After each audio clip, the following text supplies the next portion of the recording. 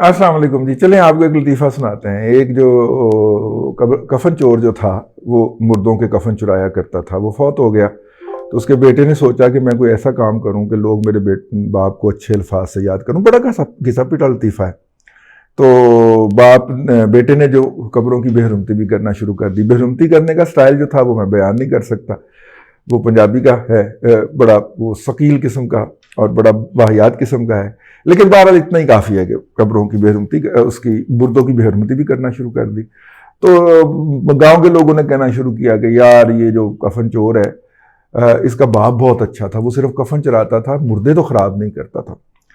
तो ये मुझे लतीफ़ा क्यों याद आया, लतीफ़ा चलो एक और सुन लें। वो एक चौधरी साहब ने ना मरासी को पकड़ लिया, वो चारा पट्ठे चोरी कर रहा था। ये जो चारा नहीं होगा जानवरों का, तो सारे खेतों में लगा होता, और खेत इतने वसीज होते हैं, तो किसी कार्नर में से वो जाके काटने की कोशिश कर रहा था। तो उसको चौधरी के चौकीदारों ने पकड़ लिया और पकड़ के थाने पे डेरे पे लेके आ गए, और डेरे पे आके उसको जूते मारने शुरू कर दिए। तो चौधरी साहब अंदर से बरामद हुए। उन्होंने कहा, तुम्हें कितनी दफ़ा मना किया है कि तुमने लेने हों पट्ठे, अगर तुम्हें चाहिए हों तो तुम मांग के ले लिया करो, चोरी क्यों कर रहे हुए थे। तो उसने आगे से एक जवाब लाजवाब दिया। उसने कहा, चौधरी आपकी बहन भी तो दौड़ गई थी ना फलां मोची के साथ। अब उसने कहा कि यार तुम्हारे पट्टे चोरी करने का मेरी बहन के दौड़ने से क्या ताल्लुक है।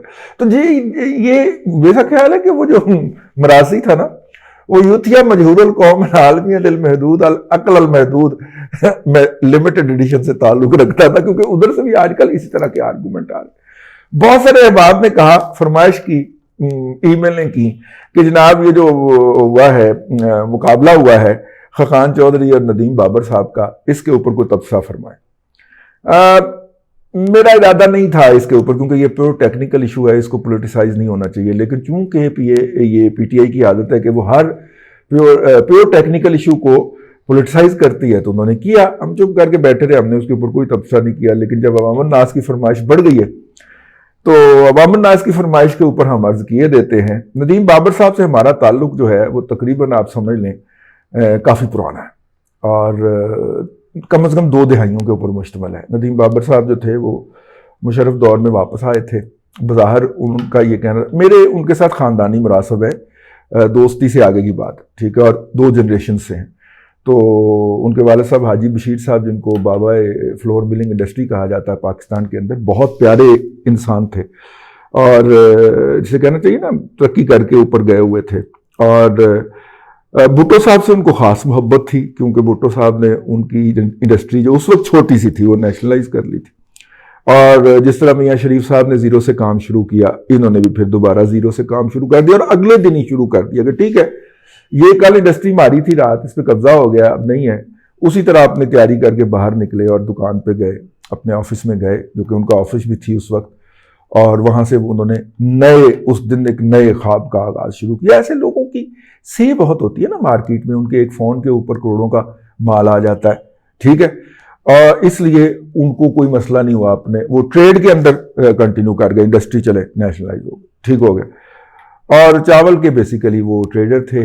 चावल से वो ऑयल में आए, ऑयल से वो फिर चावल से वो आटे में आए, गंदम में, और गंदम से वो फिर ऑयल सीड में चले गए, और फिर उधर से गंदम से उन्होंने फीड वगैरह का भी, और माशाल्लाह बहुत बड़ा जी उनका सेटअप है। अब तो खैर आगे बहुत ही आगे निकल गया वो और उनके पार्टनर्स जो हैं।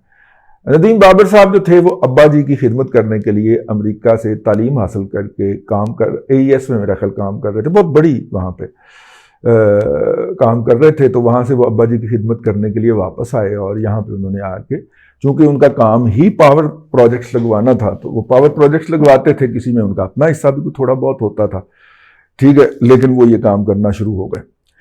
हमें उस वक्त बड़ी खुशी हुई जब नदीम बाबर साहब से जो मियाँ शहबाज शरीफ साहब ने पहली दफ़ा बरसर इक़्तिदार आने के बाद जो अपना विजन था पावर प्रोडक्शन का, और उसके अंदर मिक्स क्या हो, और पंजाब उसमें अपना क्या किरदार अदा कर सकता है और उसको लेके चल सकता है, कि पंजाब जिस तरह इंडिया में पंजाब एक बिजली के तौर पे खुद कफील सूबा है, उनका यूनिट है, इस तरह हमारा पंजाब भी बिजली के मामले के अंदर, क्योंकि इस वक्त हम या KPK से बिजली इंपोर्ट कर रहे हैं या थर सिंध से कर रहे हैं, और पंजाब की ज़रूरियात पूरी कर रहे हैं। तो उनका विजन ये था कि आप एक ऐसी पॉलिसी बनाएंगे, ऐसा पॉलिसी मिक्स दें, मतलब उसके नतीजे के अंदर फिर हमने कलर कहार की पहाड़ियों के ऊपर वो लगा के चरखियाँ होती हैं, वहाँ पे हवा का जो होता है स्पीड, उसको भी चेक किया कि यहाँ से हवा से भी बिजली हम बना सकते हैं। बड़ा ढोल बजाया इसका। इन सब के पीछे नदीम बाबर साहब का ज़हन था। अब जब नदीम बाबर साहब को कहा गया कि इसकी एग्जीक्यूशन करें, तो नदीम बाबर साहब ने कहा कि जी नहीं, मैं तो एग्जीक्यूशन का बंदा नहीं, मैं प्लानिंग का बंदा हूँ। वो मैंने आपको कर दिया और ये भी बता दिया साथ में कि ये चीज़ यहाँ से मिल जाएगी, आपको सस्ती मिल जाएगी, लेकिन आपके इस सेटअप के साथ मैं प्लानिंग नहीं कर सकता, मैं इसको कंटिन्यू नहीं कर सकता, जिस पे उन पे शहबाज शरीफ साहब नाराज हो गए। पस मंजर बताना जरूरी है। अब मसला ये था कि जब मेरी बात हुई दोनों साइड के ऊपर ना, और नदीम बाबर साहब से बराह रास्त ज़ाती तौर पे बात हुई, उन्होंने ये फरमाया कि देखिए, जो मैंने कहा जी आपको इतनी अच्छी अपॉर्चुनिटी थी और आपको कंटिन्यू करना चाहिए था उसके एग्जीक्यूशन के हवाले से। तो उनका ये फरमाना था, जो ये सेटअप था, जिस सेटअप के तहत ये मुझे करवाना जा रहे थे उसको एग्जीक्यूशन, उसमें मुमकिन नहीं था, जूते पड़ने थे, बेइज्जती होनी थी। तो मैं अपना एक चलता अच्छा भला चलता हुआ जो है वो कारोबार छोड़ के तो खाम खा लानतें समेटने के लिए क्यों जाता। मतलब मुख्तसरन उन्होंने जो 40-45 मिनट में मुझे समझाया, मैंने आपको उसका इजाफी अकल निकाल के बता दी। और दूसरी तरफ से जब मैंने पूछा, दूसरी तरफ एक सीनियर ब्यूरोक्रेट थे, उन्होंने एक और कहानी सुनाई। मैं बहरहाल उसका बाहर नहीं हूं, लेकिन वो आप कहानी सुन लीजिए। उन्होंने कहा कि जनाब वो तो बड़ी लंबी दिहाड़ी लगाने के मूड में थे और पकड़े गए तो फिर जनाब जो था। अच्छा, फिर हाजी साहब के साथ एक दिन बैठे हुए थे, हाजी साहब बड़ा प्यार करते थे मुझे, हाजी साहब के साथ बैठे हुए थे, तो वो कहने लगे कि यार, मैंने कहा कि ये नदीम का क्या मामला हुआ। कहने लगे वो नदीम को कोई पॉलिसी के ऊपर इख्तलाफ थे, शहबाज शरीफ घर के चल के आया, मेरे उसने सिफारिश की कि इसको समझाएं कि ये काम करना है, लेकिन अब औलाद बड़ी हो गई है, अब वो हमारी बातें कहाँ मानती है, तो वो नहीं माना। तो मैंने कहा जी मैंने तो अपनी तरफ से उसको समझाया है, लेकिन वो नहीं मानता। तो इसका मतलब है कि मियाँ शहबाज शरीफ साहब आखिरी हद तक गए और उनको इस सबर का रंज भी था कि नदीम ने मेरी कोई बात जो है ना उसको लिफ्ट नहीं करवाई, ठीक हो गया। अब उसके बाद जब पीटीआई का मंशूर तैयार होने लगा, तो 2 या 3 हमारे इस तरह के दोस्त जो थे, वो उनकी मुख्तलिफ पॉलिसी, मतलब हेल्थ की जो उनकी पॉलिसी बन रही थी, मौजूदा पॉलिसी नहीं, जो असल पॉलिसी जो बुखा के उन्होंने इलेक्शन जीता था, वो पॉलिसी बन रही थी। तो वहां पे जो थे वो बना रहे थे, जो वो भी हमारे दोस्त थे और अब भी हैं। अब वो पीटीआई में नहीं है, ये अलग बात है, अब वो पीटीआई के बहुत शदीद नाकदीन में है, लेकिन उस वक्त वो उस कमेटी को हेड कर रहे थे। तो और इधर से पावर की पॉलिसी फिर नदीम साहब के हिस्से में अत्ते चढ़ी, तो इन्होंने बना डाली उधर, और इन्होंने वो जो फ्लॉज उनके ख्याल में उधर रह गए होंगे वो इधर पूरे कर दी। ठीक है, अब एक इतना प्रोफेशनल ट्रू स्ट्रेट फॉरवर्ड बंदा जो है, उसकी गुफ्तगू हो रही है एक दूसरे इंजीनियर के साथ, जिसका नाम है शाहिद खाकान अब्बासी। वो भी इंजीनियर है, वो भी इंजीनियर है। तो दोनों इंजीनियर्स की गुफ्तगू समझने के लिए आपको कम से कम डिप्लोमा होल्डर तो होना चाहिए ना, टेक्निकली थोड़ा सा अपडेटेड होना चाहिए, या आपने उन इश्यूज को पढ़ा हो और उन इश्यूज को आप समझते हो, ठीक है ना। तो लिहाजा ये जितना भी जो है ये शोर मचा हुआ है, ये सब जहालत की फैक्ट्रियां खुली हुई हैं, बकवासियात जारी हैं। बुनियादी तौर के ऊपर 2 बातें हैं। देखिए, जब खाकान अब्बासी साहब ये डील कर रहे थे, तो पाकिस्तान के अंदर जो चंद लोग इस बात को के ऊपर बोले, बाकायदा तनकीद की, हमारी बातें लिखी हुई, ट्विटर का अकाउंट तो चलिए डिलीट हो गया, फेसबुक का तो वहीं पे है, और अखबारात के अंदर छपे हुए कॉलम भी वहीं पे हैं। तो हमारा ये ख्याल था कि डील इससे बेहतर ली जा सकती है, जितनी शाहिद खाकान अब्बासी साहब कर रहे हैं, डील इससे बेहतर ली जा सकती है। क्यों? क्योंकि कतर इस वक्त लॉन्ग टर्म बायर की तलाश में है, वो फंसा हुआ है, उसको अपनी कैपेसिटी चलाने के लिए एक लॉन्ग टर्म पार्टनर चाहिए, इसीलिए वो हमारी चापलूसी कर रहा है। कतर वाले हमारी फूफी के पुत्र नहीं है, तो हमें उनसे इससे बेहतर डील लेनी चाहिए। और फिर उसकी मिसाल जो थी वो हम देते थे, और थोड़ी सी इंटेलेक्चुअल डिसोनेसी करते थे, वो देते थे हम ईरान की और इंडिया की डील की। अब ये हम छुपा जाते थे कि ईरान और इंडिया की डील जो थी वो LNG की नहीं थी, LPG की थी, ठीक है ना। LPG जो है, समझते हैं ना आप, जो घरों में चूल्हों में है, और एलएनजी भी आप समझते हैं, ठीक है। तो एलएनजी जो है वो क्या है कि गैस है, ठीक है, कतरियों के पास बहुत ज्यादा, उन्होंने दुनिया को बेचनी है, लेकिन गैस पाइप के जरिए जाती है। तो उन्होंने बरतानिया वालों को कहा कि जी आप हमारे लिए रिसर्च करें। बरतानिया की एक यूनिवर्सिटी ने रिसर्च की, सारे पैसे कतर ने दिए। उन्होंने कहा जी इसको फ्रीज करके अगर ठंडा कर लें तो ये लिक्विड हो जाती है, और लिक्विड को आप उठा के दुनिया के किसी मुल्क में लेके जा सकते हैं, ठीक है। हवा को आप हैंडल नहीं कर सकते, लिक्विड को तो आप हैंडल कर सकते हैं। फिर वहां पे जाके उसको दोबारा रीगैसिफाई कर लीजिए और यूं वो गैस वहां तक ट्रांसफर हो जाएगी। पाइप बिछाने से, खासतौर पर जब समुद्र के रास्ते आप ट्रांसपोर्ट कर रहे हैं तो समुद्र की बेस में पाइप बिछाने का बड़ा खर्चा आता है, तो पाइप बिछाने से आप बच जाएंगे।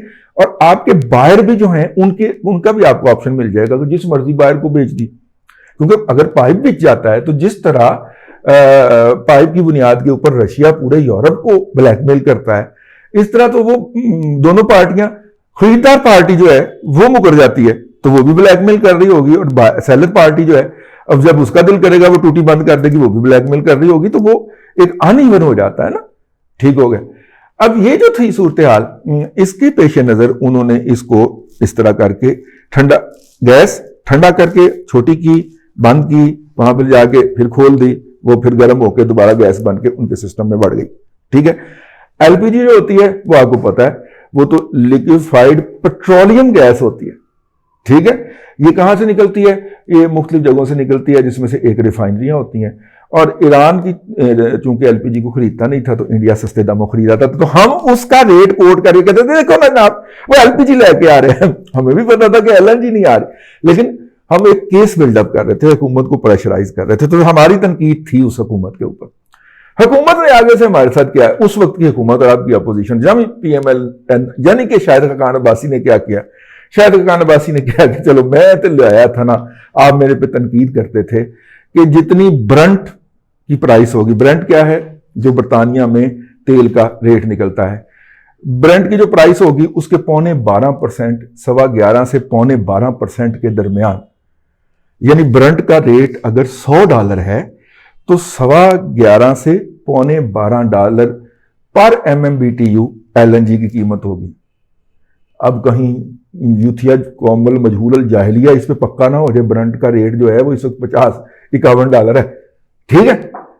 तो अगर वो 11.25 आप 12 लगा लें, 12% अगर लगाएं तो ये तकरीबन कोई $6, $6.25 के करीब बनेगी, ठीक है, आज के दिन में ये रेट, ठीक हो गया। तो पहला जो इन्होंने हुकूमत ने जो था, अब ये ठीक है, इसके ऊपर इसके हम नाकद थे कि जनाब ये 6 नहीं, ये $3 पे लेके आए, 4 पे लेके आए, सस्ती मिलती, ठीक हो गया। अब यूथिया मजहूल कौमल जाहिलिया आलमी महदूद ने भला क्या किया, इन्होंने आते ही जो है अब सारा मलबा नदीम बाबर पे डालने की कोशिश हो रही है। नदीम बाबर साहब चूंकि मेरे यार हैं तो मैंने उनको बचाना है। मसला ये है कि एलएनजी इंपोर्ट करने का जो डिसीजन था वो नदीम बाबर ने अकेले ने तो नहीं लेना था, वो किसने लेना था, वो ईसीसी ने लेना था, इक़्तिसादी राब्ता कमेटी ने। तो वो तो आगे उसने पास करना था ना कंपनियों को या अदारों को कि भाई ये अब अगर ईसीसी और ईसीसी का फैसला उसके बाद कबीना में जाना था, कबीना में तो ये बात डिस्कस हो रही है कि तुलना किमें मैं अपोजिशन लूं, एनआरओ नहीं दूंगा, तुलना किमें में, वहां पे ये अहम फैसले डिस्कस नहीं हो रहे थे। इसी तरह आप गंदम पे चले जाइए, फैसला ही नहीं हुआ वक्त के ऊपर कि हमने इंपोर्ट करनी है। इस तरह आप चीनी पे चले जाइए, फैसला ही नहीं हुआ उन्होंने। अब बात यह है कि जो अंदर रले हुए हैं, जो अंदर चोर डाकू लुटेरे हरामखोर जो बैठे हुए, क्या उन्होंने इस फैसला साजी के अंदर जानबूझ के ताखीर कराई? देखिए नदीम बाबर जो है वो फैसला साज शख्स नहीं है, ठीक है ना। उसने फैसले के ऊपर अमल दरामद करवाना है, या उसने ये कहना है कि ये फैसला ले लें, बात लेट हो जाएगी, फिर काम खराब हो जाएगा, या उसने ये कहना एडवाइजर है, वो मिनिस्टर नहीं, ठीक है। स्टेट मिनिस्टर भी अगर हो फिर भी उसका वो स्टेटस नहीं है। और जब यहां पे टॉयलेटों के ऊपर टोकन लगाने का काम भी वफाकी कबीना कर रही हो, वहां पे भला इतना बड़ा फैसला वफाकी कबीना के अप्रूवल के बगैर हो सकता? नहीं हो सकता ना। तो लिहाजा जब उसको अप्रूवल ही नहीं मिली उधर से, उधर दूसरे कामों के अंदर मसरूफ थे, हफीज शेख जो था वो 18 रुपए किलो मटर बेचने के अंदर मसरूफ था, तो वहां पे जो एक्चुअल डिसीजन थे वो नहीं हुए, ठीक है। हम रो रहे थे कि 11.25 से $11.25 पर MMBTU जो है वो परसेंट पर MB 11.25 से $12.25 ऑफ ब्रंट पर MMBTU के ऊपर ले आए। इन्होंने पहला रेट मारा तो इन्हें सुनगन आई कि जनाब 17% ऑफ ब्रंट के ऊपर हम आपको दे सकते हैं। तो इन्होंने कहा कि अच्छा दे दे, नहीं हम तो मजाक का आदत 17% पे नहीं है हमारे पास, रेट होना चाहिए 17%, लेकिन इस पे है नहीं। तो है किन्ने पे? 22% पे, 28% पे, 36% पे ले ले। और वो भी जिस डेट का आप कह रहे हैं इससे 2 हफ्ते, 4 हफ्ते, 6 हफ्ते बाद से आप पाइए हुई। यानी एक तो उस वक्त दस्तयाब नहीं है जिस वक्त के हम बाहर हैं, और जो ताखीर से है वो भी उससे हम डबल की कीमत के ऊपर खरीद रहे हैं। मैं सदके जाऊं, मैं वारी जाऊं, यूथिया मजहूल कौमल जाहलिया लिल आलमिया लिल महदूद। ये फैसला जो जुलाई में होना था, ये फैसला अगस्त जुलाई में भी नहीं होता, अगस्त में भी नहीं होता, सितंबर में भी नहीं होता, अक्टूबर में होता है। वो तमाम लोग जो कह रहे हैं कि फलां ने फलां को उल्टा के मारा है, उनको शर्म से डूब मरना चाहिए। वो शर्म ही नहीं आती, वो इशू ही नहीं समझ रहे। इशू है फैसला साजी के अंदर ताखीर, और फैसला साजी के अंदर ताखीर का एक शख्स जिम्मेदार है या उसके इर्द गिर्द इकट्ठे हुए डाकू जिम्मेदार है, जिसका नाम है इमरान खान। कोई और जिम्मेदार नहीं है इस बात का, क्योंकि फेडरल कैबिनेट की सरबराही वो खुद कर रहा था, उसने किया। अब मसला यह है कि यस, बहुत गलत फैसला, बहुत गलत इंपोर्ट की थी उसने, हम इसके ऊपर तनकीद करते रहे, और तुसी तो बेड़ा ही गलत कर देता है। एक को भला की कहते ने चौधरी तेरी बहन नहीं दौड़ गई सी। ये होता है आगे आर्गुमेंट कि देखिए आप कफन चोरी करते थे तो बेहुरमती तो आप भी करते थे, तो हम अगर बेहुरमती करते हैं तो बेहुरमती ही होते हैं, तो बेहुरमती तो बेहुरमती होती है। ठीक है, थुक्का वाली सरकार डब्बा पीर ऐ कहना पाया जा रहा है। और ये सारे इस तरह के मजहूल अकल और जाहिल लोग हैं। ये इशू जो था, ये इशू वो था ही नहीं जो थथे ने, ज़हनी तौर पे जो थथा आदमी लुकनत का शिकार है, एजेंट और मामू का बेटा, यार क्या नाम है, हाँ के कामरान खान, ज़हनी तौर पे हकलाहट का शिकार है। यानी इतना अरसा हो गया उस शख्स को, फ्लो के अंदर एक फिक्रा नहीं बोल सकता। क्या मीर शकील रहमान, तेरी क्या बात है यार, किस किस तरह के लोग चला दिए यार। ब्रॉडकास्ट जर्नलिज्म के अंदर या इलेक्ट्रॉनिक मीडिया के ऊपर फ्लो ऑफ जो होता है आपका सेंटेंस, वो मैटर करता है। और वो बंदा अभी तक पड़ा हुआ फिक्रा जो है वो किए बगैर नहीं बोल सकता। और वो पाकिस्तान का सबसे बड़ा जर्नलिस्ट, ज़ाहिर जब तलीम फरोशी से मुफ्त का पैसा आएगा तो फिर वो सबसे बड़ा जर्नलिस्ट ही कहलाएगा ना। ठीक है, के साहब ने चूंकि थर्ड धरने वाले थर्ड रोल का, एम्पायर का रोल किया हुआ था, तो उन्होंने तो उस पार्टी को करना ही था, इसलिए मुझे उससे कुछ नहीं है। मैंने ये कहना था कि असल इशू ये है, शायद खाकान अब्बासी ने अपना केस सही प्लीड किया और नदीम बाबर ने अपना केस सही प्लीड किया, लेकिन वो ये नहीं कह सकते थे क्योंकि उनकी फिर वो मुशावरत चली जानी थी, और कि जनाब फैसला तो मैंने नहीं करना था ना, फैसला जिन्होंने करना सी उन्होंने तनकीद करो, मैनू क्यों रगड़न रहे हो। तो वो चूंकि भारे लोग हैं, और नदीम बाबर जो है वो एक टेक्नोक्रेट है, उसका पॉलिटिकल क्लाउड कोई नहीं है, उसने 15-20 कुत्ते नहीं पाले हुए जो हर रोज मीडिया के ऊपर बैठ के 24 घंटे 27 जो है उसके हक में भौंकते रहें, और जो उसके ऊपर तनकीद करें उनको जवाब देते रहें। तो लिहाजा उसके ऊपर फायरिंग हो रही है, आप भी करें, बड़ा आसान काम है। ठीक है, मैं तो नहीं करूंगा। ठीक हो गया। तो असल इशू ये है, फैसला साजी के अंदर ताखीर हुई है, 11.25 से $12.25 जो था वो भी गलत था।